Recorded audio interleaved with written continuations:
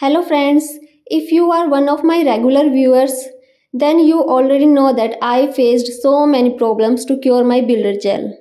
And for this I need the high power UV lamp. So I bought one.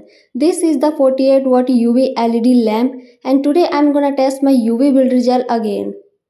So let's see, will this lamp cure my builder gel or not. I'm 80% sure that it will cure this, but 20% will be decided after the test. As you know that I never use builder gel on my hands. If today it passes the test and be cured, then I will use it on my hands for sure. I'm taking just a little bit. Its consistency is runny and you should apply a thin layer at first.